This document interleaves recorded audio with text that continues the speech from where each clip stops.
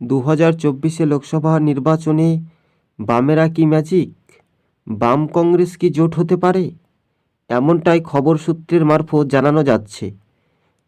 বাংলাতে দেখা গিয়েছিল যেখানে সমবায় নির্বাচন বা মাদ্রাসার নির্বাচন, সেখানে কিন্তু বাম কংগ্রেস জোটের জয় হয়েছিল। এবার সুর একটাই, নরম এবং গরম। এই কথাটির দুটির পার্থক্য কিন্তু রয়েছে।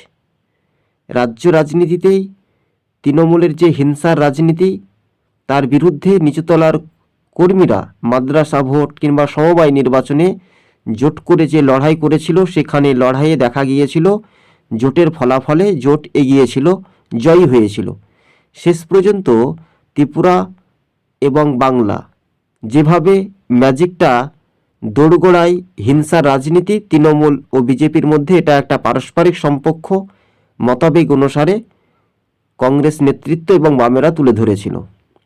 দেখার বিষয় রয়েছে, কেননা লোকসভা ভোট তৃণমূলকে হারাতেই এবার কিন্তু অধীর চৌধুরী বামেদের সঙ্গে একটা জোটের জন্য একটা আগ্রহ রয়েছে, তিনি জোট করতে রাজি। এই জোট আদতে যদি নিচুতলার কর্মী বা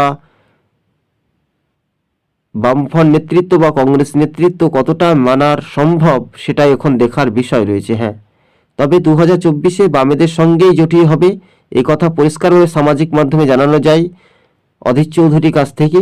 তবে এই জোটে আশা ভরসা শেষ রক্ষায় জনগণই করবে, কেন্দ্রীয় কমিটির সাধারণ সম্পাদক সীতারাম ইয়েচুরি বলেছেন। তবে বুথ ফেরত সমীক্ষার ইঙ্গিতেও বলছে বাম কংগ্রেস জোট হলে বাংলাতে যথেষ্ট পরিমাণে ফলাফল ভালো করতে পারে, এমনটাই ভোটারদের মুখ থেকেও কিন্তু শোনা যেতে পারে।